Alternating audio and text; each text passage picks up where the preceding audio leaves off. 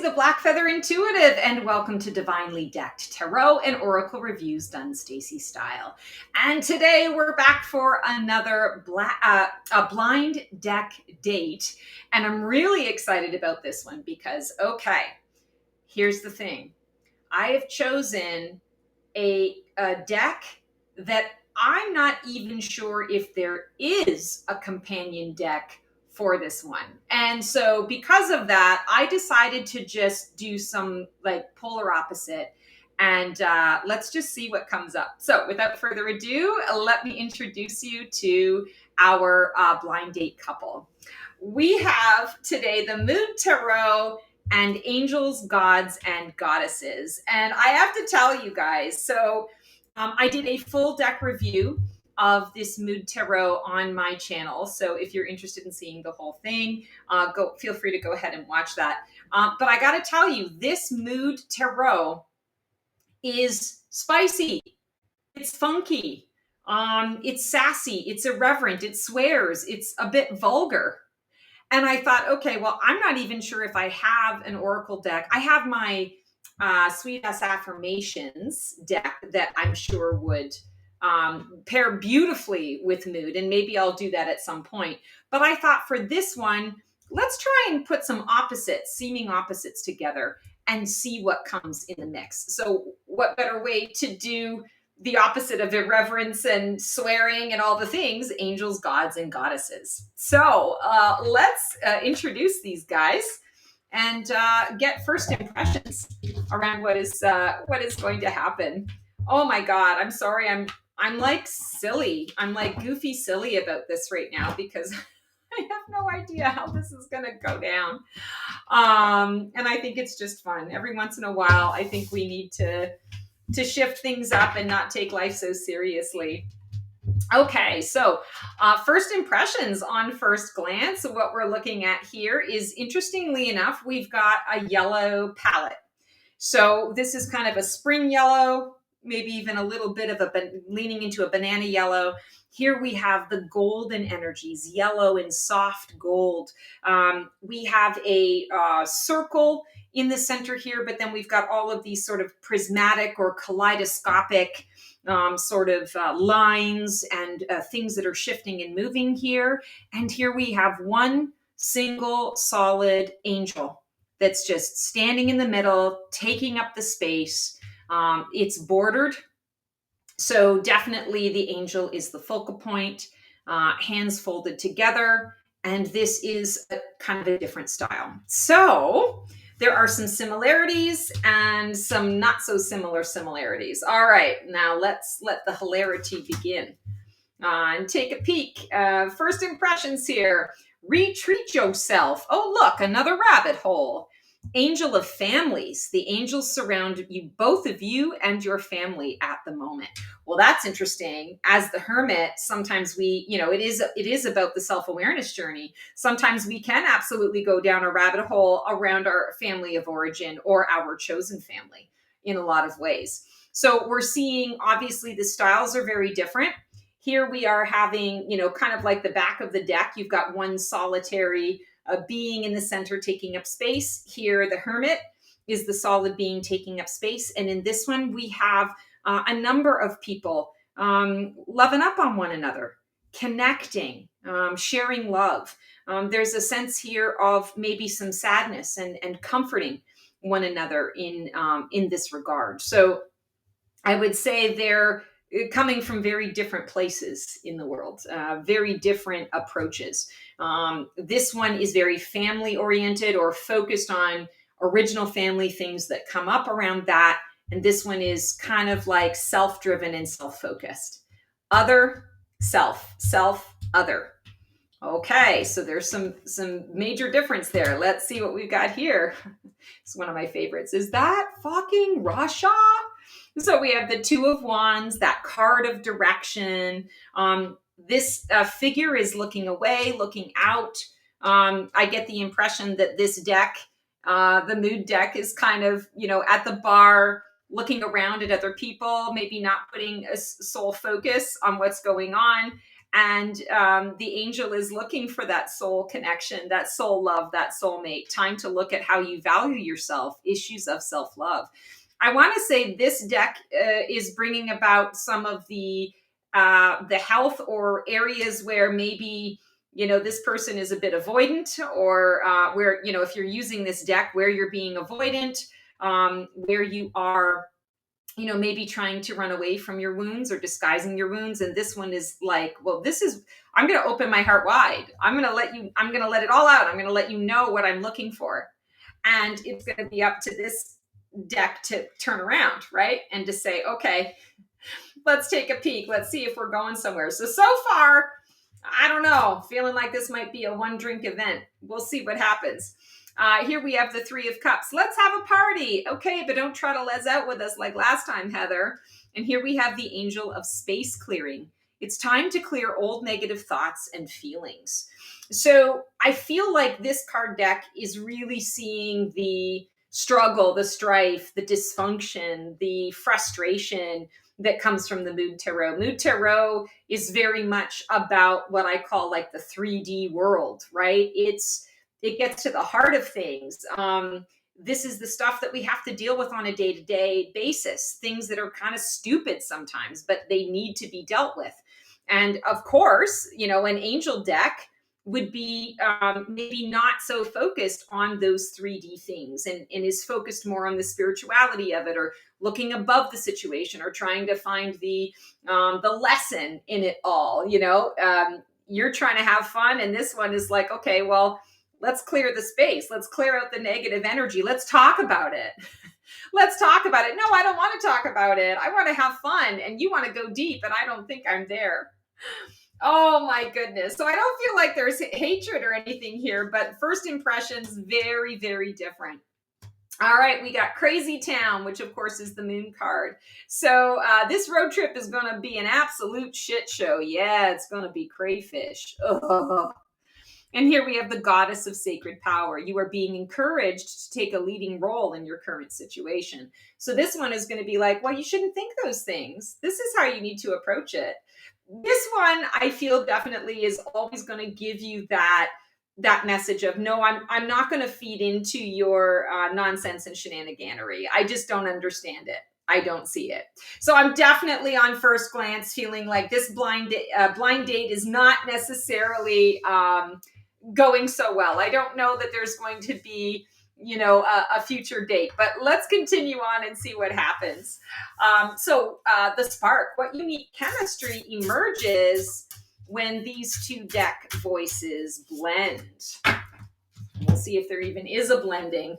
And like, there's nothing wrong with the angel being the angel and speaking its truth, while the mood card is being themselves and speaking their truth. I mean, that's the whole point. But is there common ground? And let's see if there is a unique spark between them. So right away, before I even read anything, I feel that the only commonality here is the yellow and the yellow, the yellow of the sun and the yellow of the card. And this one's funny. It's I definitely better pee before this trip, the Three of Wands. And here we have the Angel of Vision. Someone is not revealing part of the story. Trust your feelings over what others say. What I do find interesting is, we're seeing the back of this person. They're looking out over what is to come. They're envisioning, they're thinking ahead. And that's kind of interesting because they're looking at the future. And the Angel of Vision comes and says, okay, well, I can meet you there. I'm just going to encourage you to look a little bit deeper. This one's not deep at all. This one's like, okay, like, I know that there's a journey and I know that there are things that I need to really think about, but let's get down to like I said, the 3D component of life. Yes, I'd love to be able to float fancy free and airy fairy and think, higher happy thoughts, but my bladder's about to burst and I know what it's going to be like if I'm taking this long journey, and I really hate public restrooms. So, I don't want to have to deal with that. And this one is like, yeah, don't worry about all of the the little minor details. Focus on the spiritual path and the spiritual thing. And I'm going to say to you, this is supposed to be a unique spark. I'm actually feeling like there isn't much of a spark here. You know, it's kind of like, okay, we both connect on the vision, but we see the vision in very different ways, or we're approaching the vision in very different ways. So maybe not so much some chemistry.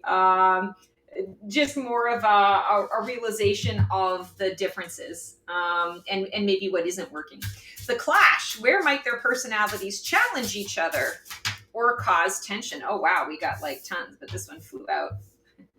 Top boy of mind bullets. It's so funny. So we have the King of Swords. Sorry, this mood deck is that plastic cardstock, and so it slides all over the place.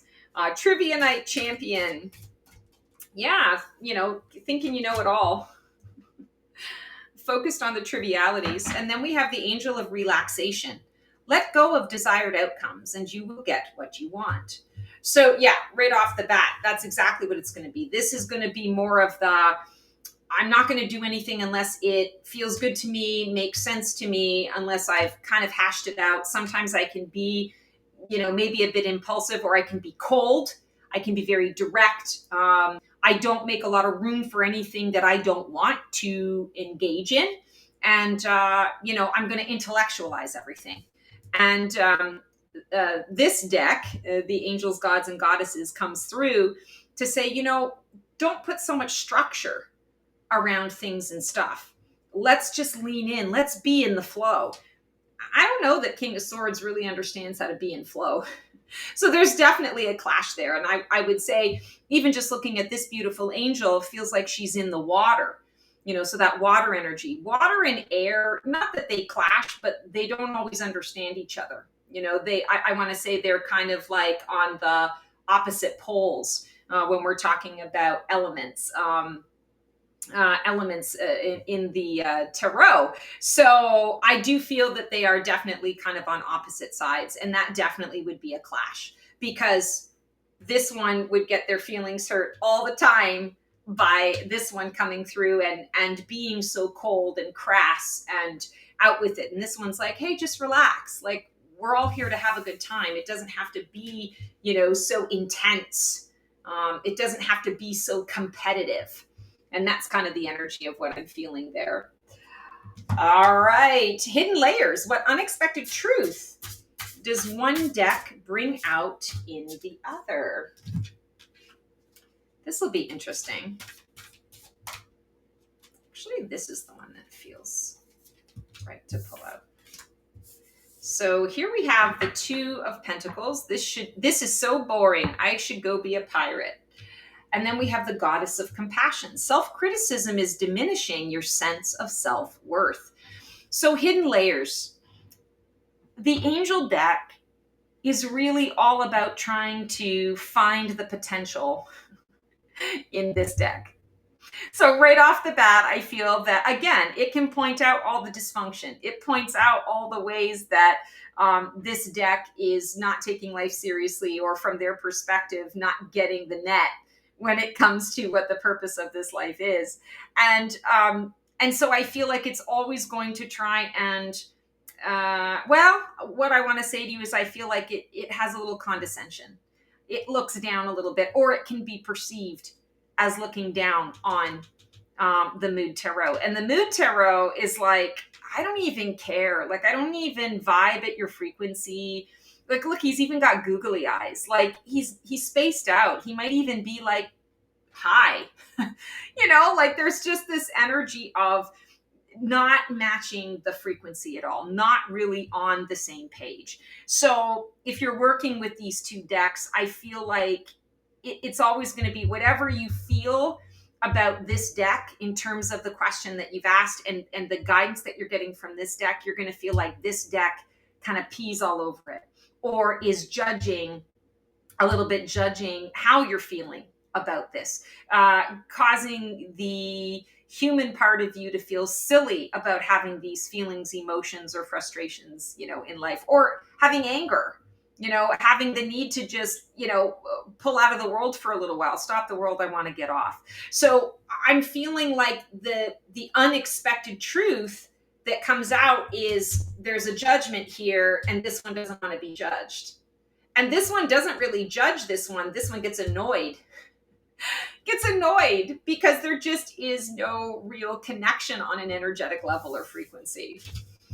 Wow, this is fun. I'm glad I did this. Just kind of switching things up and seeing how that all goes. All right, and now we are at our future date potential. If these two decks kept working together, what kind of guidance would they co-create? Ooh, and there goes all of the cards. That's one thing that I don't like about this deck and about these plastic cards is they're unruly, very unmanageable, very unpredictable. Half the deck is all over the floor. And that should say something about, I think maybe that happening speaks to the future potential of these cards. So here we have shiny new shiz. And of course, this is the death card. Somebody wake up that sleepy hoe so I can go to town and get my new skin suit. And then we have the angel of abundance. A steady flow of abundance is about to manifest. This does kind of pair up a little bit that I do feel like, eventually they might, find their way to appreciating the other's opposition to one another. But is there a romantic partnership and pairing? Is this a delicious match made in heaven? Hell no. There is not really much that's going on here. So I feel like the guidance that they would co-create would be maybe more frustrating to receive than actually comforting or helpful or beneficial. Might make you even angrier than you started out with. So, wow. Oh my goodness. And, I think it's really interesting too here how, we have the horse riding in and there's a lot of busyness. This is the traditional, based on the traditional Rider-Waite-Smith imagery. And this is, very flowy and different colors and gentle and, think angel and, the traditional considerations that we give to angels, what we think angels are, is the polar opposite to, what actually is going on and going down in this particular deck. So yeah, I am definitely feeling, folks, that this is not a match made in heaven. This is not a combination that I'm going to be seeking out anytime soon. They didn't even make it through the appetizer. And you know what? That's okay. It was an experience. It was a night. It's something that they get to talk about with their friends going back, like, oh my God, you wouldn't even believe what kind of date I just had. And oh boy, never want to do that again. But always worth the experience, because otherwise life gets too boring. And sometimes we do need to shift things up because you never know who you're going to meet, how these cards are going to come together, and what kind of guidance they're going to bring for you. So that is our blind deck date for our divinely decked episode today. As always, sending you guys so much love. Feel free to comment. Let me know what you thought about this pairing. If you thought it was as funny and ridiculous as I did, would love to hear from you. And otherwise, we'll see you on another segment. Take care and transform well. That's our show for today. I hope you enjoyed it. It was great to connect with you guys. Please like, subscribe, and comment for more content like this. And feel free to follow me on Blue Sky for even more content every single day. Can't wait to see you guys next week for another installment of Black Feather Couture, Divining the VIP Life.